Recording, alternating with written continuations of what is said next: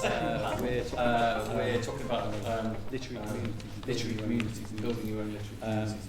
The publishing industry can feel a bit like a whirlwind. We don't always feel welcomed into, and feel very overwhelming. Sometimes sustain your writing through the very imposing and frightening world that is the marketplace, the community that you build, the writing groups, the friendship, etc. Whilst the publishing industry itself goes through many changes and mutations and fluctuations, decides what it wants to be, and changes its mind from year to year. The writing community you build around yourself can often be the thing which maintains you as a writer. So for us, we felt it was really important to talk about that in a day like today, as well as all the kind of business stuff. So we're really happy to welcome our three panelists for this talk. To start with, Cara Thompson is a writer, facilitator, and activist in Nottingham's first nature poet laureate. She's a proud descendant of Jamaican migrants who came to Britain. Windrush generation. Cara's poetry has been featured and commissioned by Penguin Random House, Huffington Post, Oxfam, NHS, UNESCO, Sam Schuster. Cara is an assistant professor of the Nottingham Spoken Word GOES, director of the Nottingham Poetry Festival and co-founder of the Nottingham Creatives. In 2001, she won the UNESCO Assistant Literature International Competition, Slamavision, with her Island Screams. Also joined by Sweeney, who co-directs the Ruppin Agency, which is a very literary agency, as well as being a literary agency, also offers reading writing retreats. The Little Barn, literary mentorships nationwide. Emma's novel, Owls at Dawn, won a Nudge Prize of the Year. Her non-fiction debut, A Secret Friendships of Austin Bronte, was co-written with Midorica. I knew I was struck against trouble. That not got over Friday. Forward for it. Emma has won the Society of Authors Royal Fund Awards and has written for the likes of Times Review. Finally, we're joined by Alex Noble, who's a writer living in South East London. Co-runs the Writers Collective page, established in 2023. Facilitates three weekly workshops, prompt sessions, independent writing, and peer feedback. It also publishes an annual zine work by members. It's entirely voluntary. Run sessions focus on building attendees feel comfortable playing, regardless of writing experience. Recent projects include collaboration with Speaking Volumes and Breaking Ground Island. Welcome. Thank you for joining. I thought I'd start with a very sort of broad question, which is why community is important as a writer. And what different types of literary communities are there? I'll start with you. Cara, if you want to talk a little bit about Nottingham and the scene there. Hi everyone. First of all, I'm Cara. It's really great to be here today. I studied in Manchester, so it feels like coming home. Nottingham is a really interesting city, I think, poetry-wise, because it often feels more like a village than a city. It's really made up of many different kind of collectives and community groups that collaborate and work together to put together a lot of different events. So, as you mentioned, like Nottingham Poetry Festival, a lot of that is community-led, and a lot of the work that is happening isn't really dependent on these outward sources, I suppose. Something I think communities are really important and rich for is kind of how we sustain ourselves as creatives. I think as writers, we often think of ourselves as quite antisocial creatures who are kind of hunched over a desk and got a candlelight burning and all of that stuff. But actually, I think writing inherently is a community practice. It emerges from the people, the stories, the environments that we find ourselves in. So we write better have a community. So that's been hugely integral to my journey. I wouldn't be where I am without the collectives and the organisations that have supported me. I guess to paint a picture of the community organisations that exist in Nottingham. So like you mentioned, I'm a producer of Gobs Collective, which is a spoken word collective based in Nottingham. And that's for all ages, 18 plus, all backgrounds. And we deliver education programmes, we deliver open mic nights, all these different opportunities to engage with poetry.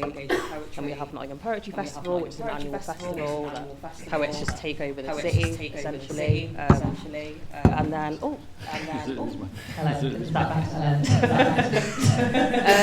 But yeah, there's lots of ways that you can engage with literary communities, whether it's a collective, whether it's sort of a local festival that's going on. Open mic nights as well, I think are really an amazing space to kind of just plant your feet. And even if you're not going there to perform, just to listen and support and make your face visible, I think it's really important. It's how I think community organisations, community art survive. So even if you're not necessarily ready to share, pop your head in, be brave, because they can take you to a lot of places. Thank you. Okay. Yeah. Hi everyone, I'm Alex. Hi everyone, nice to be I'm Alex. Nice to be here. Echo everything that Cara said. I think it's super important to have this community around you. I think one of the key things for me about community in relation to writing is having people to hold you accountable to actually get stuff done. Because I definitely found that with Page of Wands, group that I co-run, I very much started going there because I was getting any writing done without other people being around me to make me do it. And it was really kind of an amazing experience to realise how much more could happen when you are surrounded by a supportive community who you don't even have to show them your work. You could just be just the act of writing next to someone can be really beautiful and means you come away with something completely different.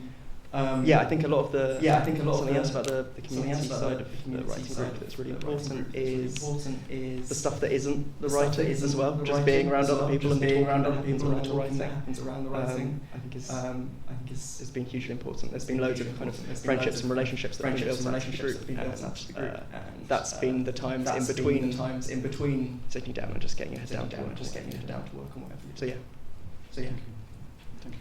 Thanks. I'm Claire Sweeney. I suppose as primarily a novelist and someone who's also written biography, I would say that really the masochistic in the writer to write book and wants to write prose. And if you are that kind of masochist, then there's no getting away from the fact that you're going to spend many days alone in a room, and that you need to find ways to balance that. So for me, seeking out community has been a way to balance the solitude that I want and need with the community that I also realise and need. And secondly, I think the part of what's masochistic about being a novelist or a biographer is that you have this artistic urge, and you also have to find an audience, and that is usually if it's book-length prose, going to be with a publisher, that's a marketplace, and mix between art and commerce has always been an uncomfortable one. And so having a community who have trodden that tightrope before, and can help you negotiate the inevitable challenges I found it incredibly not just helpful, but fundamental to getting the work published. So I did an MA in creative writing at UEA, and my teacher on that program, I remember I asked her for a reference, and she said, I don't know you that well yet. And I remember being really honest with her and saying, I just don't have anyone else to ask. I suppose I could. Maybe I could ask my old English teacher 10 years previous. And I think at that moment, she saw something in me. Her name's Jill Dawson. She's now published 11 novels, shortlisted for the Women's Prize. I think she saw a fellow northern writer, very much outside of the scene. I just stepped into for the first time through this MA program. And she ended up submitting me to plenty of awards, and she was so key to a lot of the steps that got published in the end. And so I think with the Ruppin Agency and with the Ruppin Agency and writing retreats, that's one of the things that we're trying to do is to sort of draw open the curtain on these processes. So for instance, we're sponsoring the Writers Prize. Part of the prize is getting a fully paid for retreat, and we're going to invite some other published writers from Western backgrounds at that retreat, in the hope that will help other writers to have the kind of privileges that I've had from my community. Thank you. I'm going to start with the hardest question, I guess. How do you go about your curating? Because there's somebody that goes into workshops. It was a question that was asked Claire the first talk today. How do you kind of filter out advice and feedback that you think is useful from advice and feedback that you think is unproductive, and how do you kind of navigate that necessarily and entirely welcoming and positive 100% experience, and obviously you don't want it to be, it's not support structure. So how do you go about navigating that? That's a question for any of you, really. Well, yeah. Sorry. Yeah, I mean, that's a really important point that communities don't just pop out there. There's often quite a lot of back and forth, quite a lot of internal thinking required to build something like that.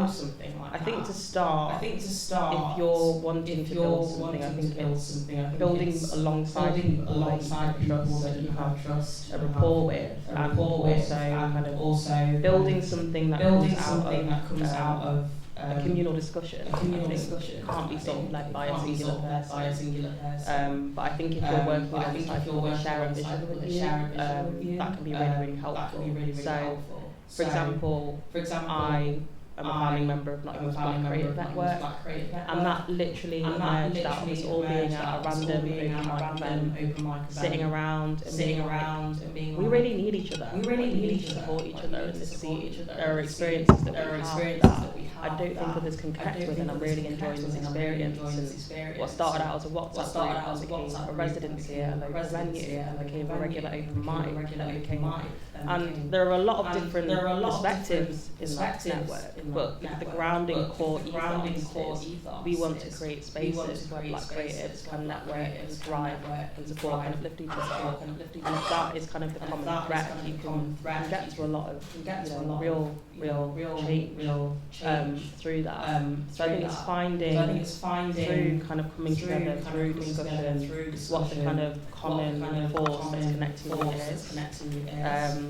I think as well in terms of tuning out, that's a really interesting point as well. I think often people meaning well or not can come in from external places with their ideas of perspective, what you should be doing. And I think that is a bravery and a sense of self that evolves over time anyway. I think the more that you I think you have to understand why you're writing, what you stand for, and why you're building that community, and let that sort of be that anchor toward the decisions that you make. And if you do that and have the right support around you, you can be quite decisive, I think, in deciding actually that's not for me, but that's okay. So yeah, that's how I would respond to that question. So we do as part of the page performance rostering sessions. We'll do a prompt session the first week of the month, then we'll do an independent writing session, then we'll do another independent writing session, and then we'll do a feedback session at the end of the month. And the feedback sessions are definitely they've been the hardest to work out, I think, and they still are in the process of being developed all the time. For context, the group started and there were only about 7 of us, which was much easier to do sort of feedback between 7. And now we get around 50 people, so it has sort of changed into something that's a bit more unwieldy in terms of that. So we break up into small groups of 5 and try and do the sort of simplest possible feedback that we can to each other. It's interesting. I think it works very differently in the context of my writing, the writing collective that I run, because it's such a amorphous, shifting group of people. And there's no obviously we have our consistent people that turn up every week, but it's very different getting feedback from a stranger. You only have 20 minutes to do it. But I think it's a super important part of what makes the group what it is. I think people keep coming back for a variety of different reasons. I think me and the co-organisers are still trying to work out. But one of those things is the feedback, and I think I really want to develop that further and work on what that could be for people. And I think we're still compared to panelists, we're quite early days and but it's super important. Thank you. I see maybe two elements. One is establishing, or if you're building the group yourself, or getting a sense of the dynamics in a group if you're entering it. And I would say, I think I've been lucky with the communities that I've been involved in. They really have been supportive, really mutually supportive spaces. And I think you can tell quite quickly if that is the case. And I think a lot of people from the outside think of writers as like backbiting and competitive, and that's really not been my experience. My experience has been overwhelmingly of a sense that we can all help each other. It's really not a case that there's a top sort of thing. And so I think when you're entering a new writing community, just having your radar out really, is this a group that is mutually supportive? And amongst my own friends, we actually ended up explicitly stating to each other that any opportunity that we came across that we thought would be helpful to others amongst us, even if it meant that we were competing against each other, we would share that, and that has been hugely important. And secondly, I think when you're thinking of sort of building your own community, I would think of it in terms of the skills that are so fundamental to you as a writer. So if you're a writer, you're generally curious about humans.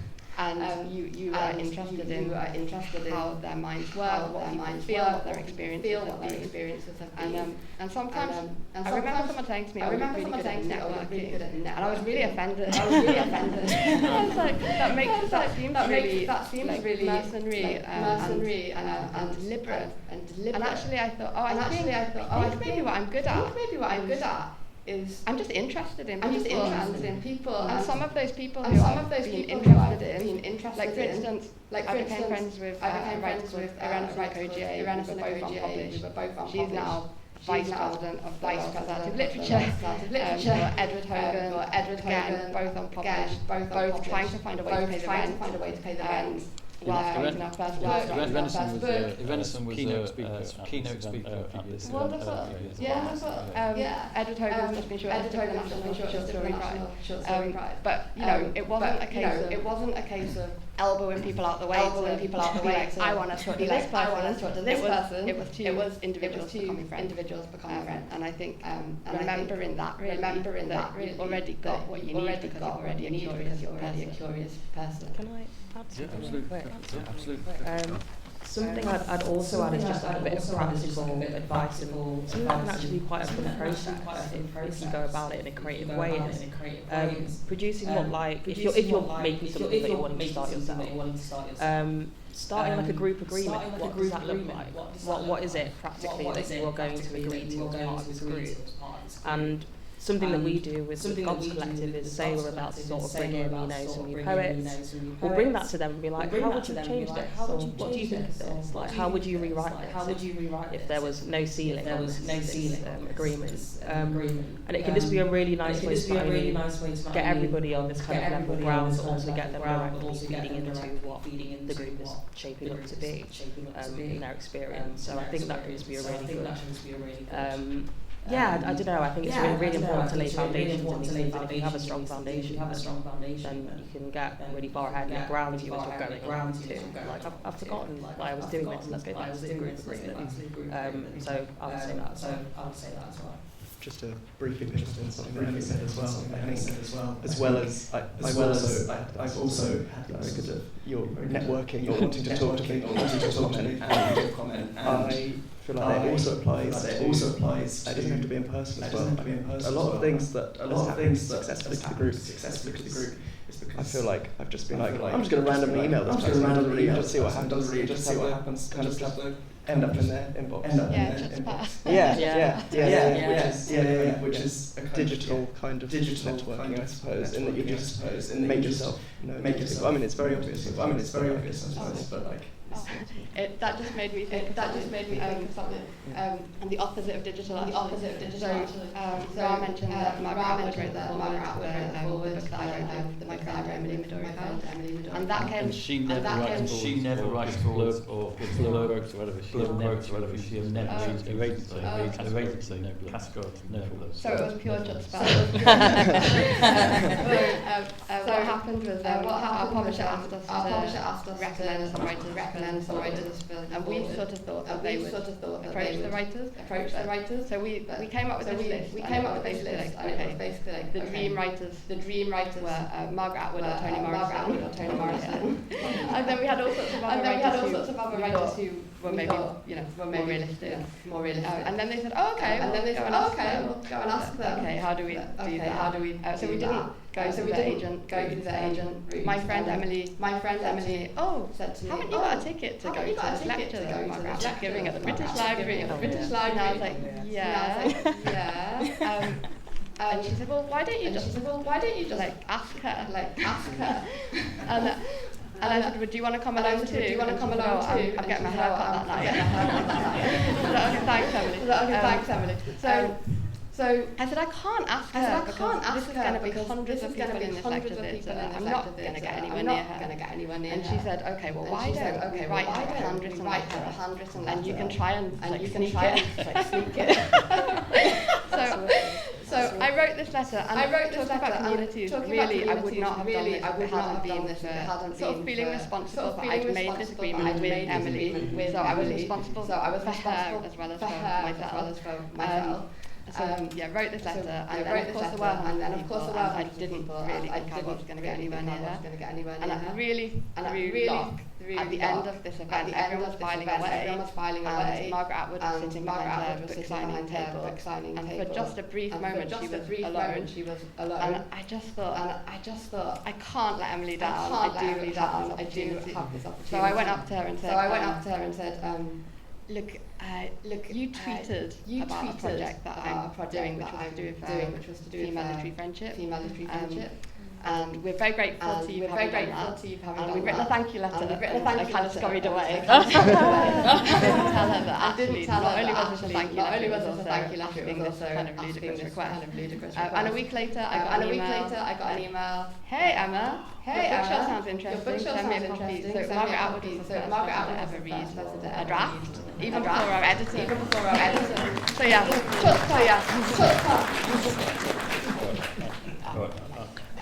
Thank you. Thank you. Great story. I was wondering. I was going to ask a question just what about advice you would give to other people who are setting up their own community, or sort of going into. I know you talked about setting up ground. You talked a little bit about kind of preparing yourself. But what other advice would you give for somebody who wants to people out there that think about setting up their own networks or communities? I think it flows on pretty seamlessly from what both of you were saying. I think it's about being curious about people, integrally. Something that I was actually thinking about this on the train, and I was thinking about how, you know, when you're younger and you're a child, you will just run up to somebody and will be like, will you be my friend? Will you hang out with me? Will you do this thing with me? And we're so fearless when we're kids to do that, and then as we get older, we're just so much more, we carry so much more shame about asking somebody to hang out or to share our interests with each other. But I think when it comes to our artistry, we owe ourselves that curiosity and that bravery, and I just promise you that you're going to get so much more out of this journey if you're building your community with it. Like my Nottingham Poetry Festival, I literally got in a girl's toilet. You know, like it was. I was just so. The then director kind of was, you know, washing her hands and I came out. I really love what you do. Like, I'd love to work together at some point. And that was how I've ended up in this position. You know, helping to organise what is like one of my favourite events of the year. And I think it is like embracing your creative self with like a childlike, yeah, like I love this, like I really want to talk to you and I really love what you're doing, and like if you see that someone is doing something that really excites you, tell them, like what is there to lose? I think that's a massive part of it as well. What is there actually to lose from engaging with the community? Maybe like 20 minutes of awkwardness, which can feel horrific at the time, but imagine not risking 20 minutes of awkwardness for what could be like a lifetime of creative relationships and friendship, and that's exactly what I can testify to. That's why I'm here. That's why I love what I do, because I'm surrounded by people that are on the journey with me. So I would just say be childlike about it, be like curious about it, stick your nose in, be a bit annoying. I don't think there's anything to lose from that, and just enjoy people. I'd say that too. I'd say all of those things, absolutely. And key one for us on page one is consistency, finding a space that's consistent, and being there consistently, all the people, kind of putting that time in. So that people know that you know. So what works, I think, particularly well about our group has been unlike other collective and groups and things. You might happen once a month, twice a month, maybe.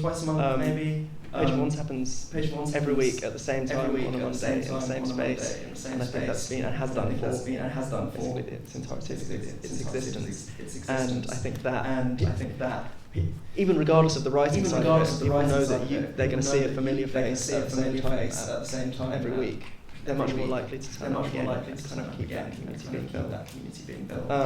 I think there's also something about giving all members of growing community a sort of stake in it. So what's really brilliant about the group, and my co-facilitator Lucy is here as well, is involved in this, is that we are really open about making sure that anyone in the group can also run one of our sessions. So what started off as being something by a sort of set group of us is now something that we actively try and foster in everyone that attends, so that they feel just as they have a stake in it, and they feel like just as integral at keeping it going. And even if that person is very new to writing, even if they have just like the little spark of an idea, trying to bring them in, make them part of the community as soon as possible is super important. What else is important? I think going back to the space thing, I think we're incredibly lucky in that we we're based in South London. We're based in somewhere called Set Social, which is like a community art space, bar, venue, and they give us the space for free every week, which is incredible. And to fit 50 plus people in for free is we're very privileged to have that. But I think learning from that, I suppose, is to when you find these community spaces, go to them and make them kind of fill them with people, and make sure they stick around. We always encourage everyone to get a drink from the bar, get a tea, or something to sort of maintain the space in some way. Those are some key things I think. Thank you. I love that story about the blues. And one of the things that I really picked up from that story is you said, "I love your work." And I would say that in terms of your informal writing communities, asking questions about other people's work, praising other people's work, acknowledging what you learn from other people. It's really the great starting point. Going and pitching your novel. Someone, obviously, occasions when you'll be doing that like this afternoon, and that's the right forum for that. But as a conversation starter, I think showing appreciation, showing interest, and then inevitably they'll ask you about yours. So I think that's quite key. I started an online community, something rhymed with my friend Emily, who I went on to write the book with. And one of the things that surprised me almost about how close I felt to the regular contributors. So the way that worked was each month we would write about particular pair women writer friends from the past, and then we set ourselves an activity to do based on that was important to them, and then we asked other people to do it, feedback. And there are people who I've never met in person, but who I got to know through that something rhymed project. I feel very close.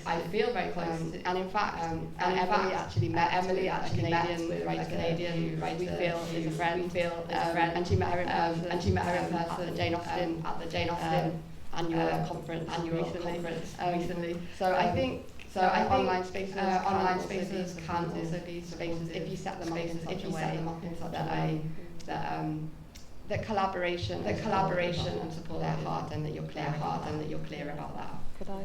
Yeah, absolutely. I'm really glad you brought up online spaces actually, because I'm mindful that a lot of the time we talk about creative space, we're thinking about physical space, but for a lot of people online space is the only space that they can access, and that's something we've been trying to be a lot more vigilant about with the GOBS Collective. So when I joined GOBS Collective, that was during COVID, so all of it took place online, and by the end of the process I've made all these friends that I've lived in the same city as me but I've never even met. And I think that really exposed to me the value of online space. But what became also clear was those people that COVID wasn't really a change for them. They couldn't get out to the venues or the pubs or the old kind of listed buildings that a lot of these poetry events are held in. So I think the spaces that we're choosing for our events communicate a lot about who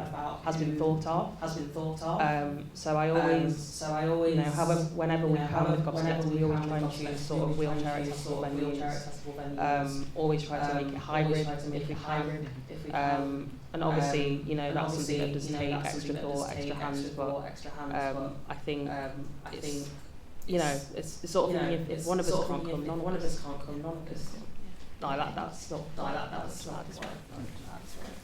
That just made me think about the Arts Council and other awarding bodies. So I've done a few projects that I came up with myself to work with groups of writers who happen to have learning disabilities, and that's a community is really important to me. My sister has learning disabilities, and my writing often involves characters with learning disabilities. And I think thinking about what do you love do you love? What is really important to you? What do you see as an injustice in the world? And then bringing these things together into a project that you can apply for funding, and think about maybe communities that you think have been neglected communities that you feel are important to you, that you might be a part of in some way. And I felt so privileged. I worked on this memoir project with learning disabilities. I was so welcomed into the community that they had already built. And then together we came up with a kind of contract for how we were going to work together, what it was going to contribute to this project, what our roles were. And I think that speaks to what Cara and Alex were both saying too, about having really transparent agreements. And that works in a big group, but it also works in one-to-one relationships. So with the mentoring that I do with the Ruppin Agency, we're matching up. I was going to say we're matching up emerging writers with established writers, but that's not always the case actually. Sometimes we'll have published writers who are working on a new challenge and they want to work with a writer who's experienced in that particular type of writing. Sometimes it will be an unpublished writer working with a writer who's previously published. But we have a contract, and that's an official contract.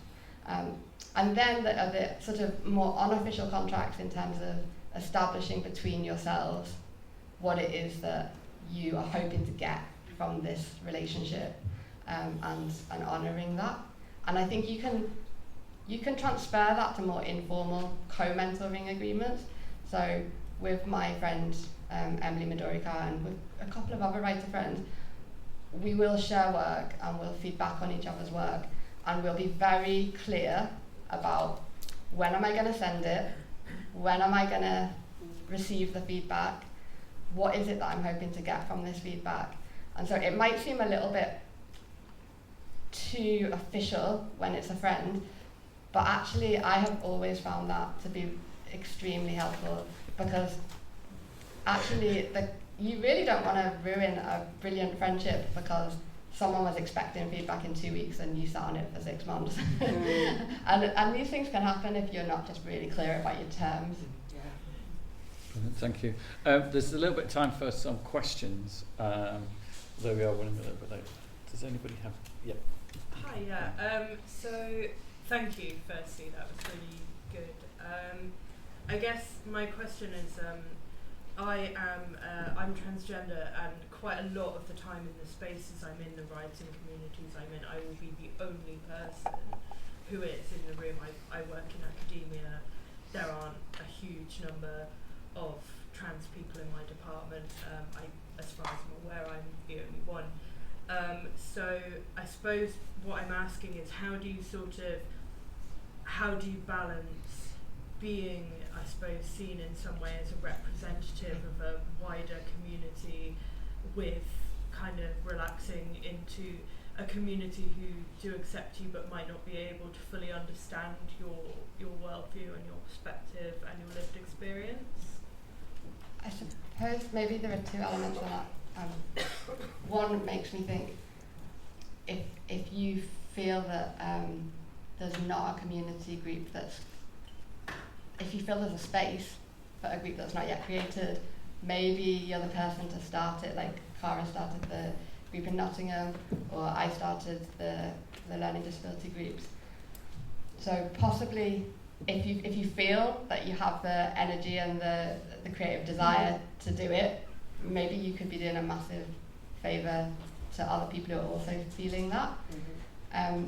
In terms of walking into spaces where you don't yet feel represented, I wonder if part of it is about being brave enough to be honest about what you feel you need.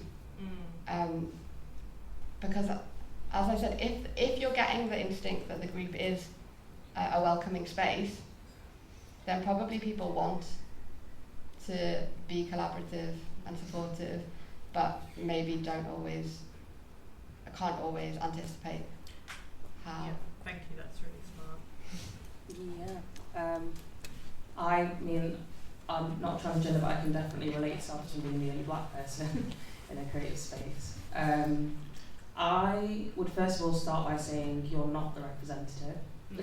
That's a burden that we put on ourselves. It's not a fair burden. It's not a burden we put on ourselves, actually. It's a burden that's often put on us without us wanting it to be. But I would encourage you to not. That's not something you need to take on. I think also, as long as you are showing up authentically, the community is already in your work. You know, like it's already there. I would agree that, you know, if you've got the spoons, it can be an amazingly powerful, beautiful thing to start something up that you see is missing. At the same time as well, like we've talked about online communities, I think they're really valuable spaces to kind of connect. But I would just say, particularly with that baggage of feeling like you need to be the representative or be the good, you know, that's not what you're showing up for. You're showing up to create and to write. So just remember that as well, and that the community's out there, you know.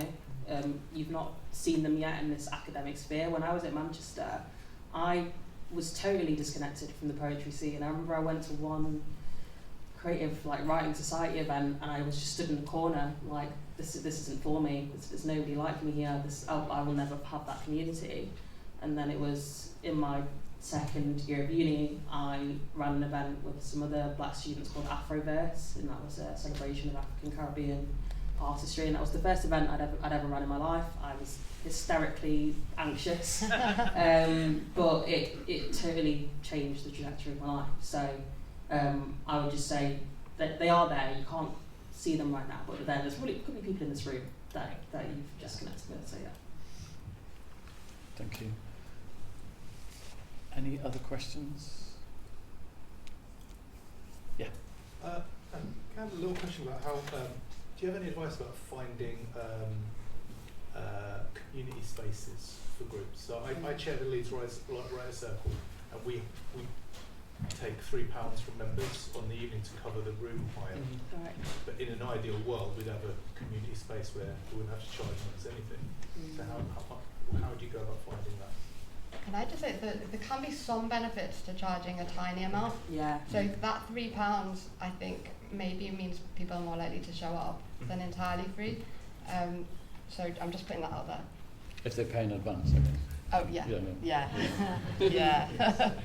As I said before, we're incredibly lucky that we have this setup. That, you know, it's, I mean, even though it is brilliant and free, we have the space, it's the kind of agreement that the organisation have is that they basically act as like a sort of guardianship model, so it could potentially be pulled away from us at any time. So it's definitely often on my mind, what would we do if this happened and we had to find a space? I think we're big advocates for local libraries in Page of Wands. I think there's often spaces there. Obviously they're super pressed for space and funds, but those are good opportunities. And also, I think don't maybe undervalue what you might be able to bring to somewhere that wouldn't be traditionally seen as a writing space. Like there might be something incredibly like an art gallery or something along those lines that might have an interest in having a writing group use some of their space for during hours that they're closed or something. And it might benefit them.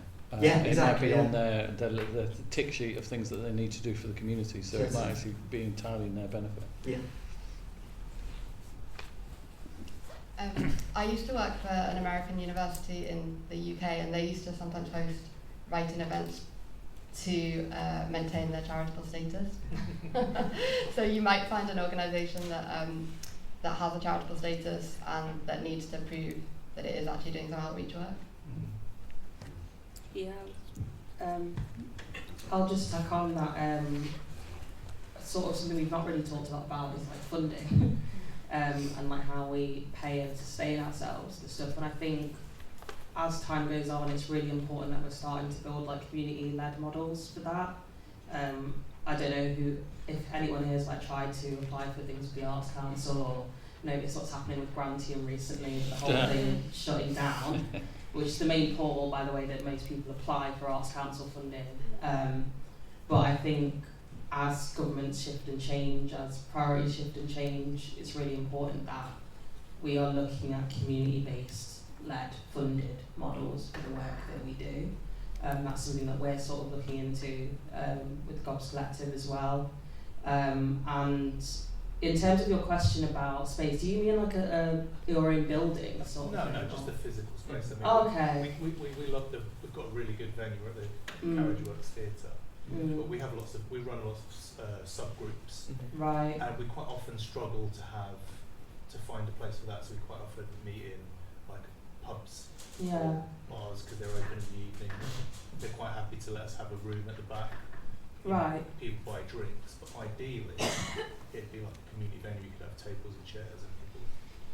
Well, something that, with GOBS Collective that we did last year, for this year we got Arts Council funding, and as part of that we built partnerships with venues as part of it. So maybe it's, approaching a venue that has like space, has the interest in sort of leading some creative projects and being like, would you like to be included in our bids? As part of that, we'll be able to cover these costs for this space and we'll like reside within your space. In Nottingham, we're also really lucky that we have like various sort of community-led galleries and stuff like that. So one of them, New Art Exchange, offers like a program called Reside, where they invite collectives in to basically take over like parts of their space. So there's like a few friends of mine that run events there.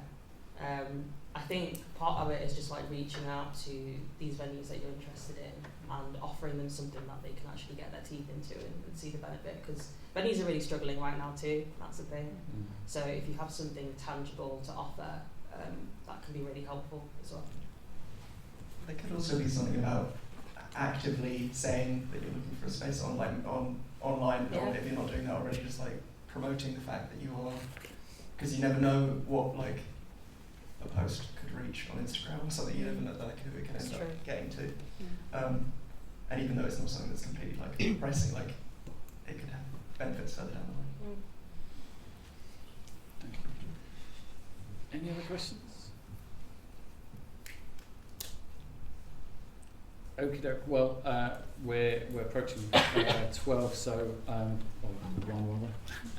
so yeah, we're going to break for lunch now. I just want to say the reason why we included this talk was just one of the most valuable things that we've done as an organisation. We run courses and we run events like this, but one of the most beautiful things that comes out of those courses and events like this is in sort of organic communities and networks come out of them. And in our long-term feedback on lots of these events, we've seen that people set up their own networks, their own workshops and communities, and that's something I really, really encourage everyone to do, because, as I say, it's a lonely place out there, and it's a very volatile kind of marketplace. So the stability of having these communities is really, really important. And so please join me in thanking today's speakers.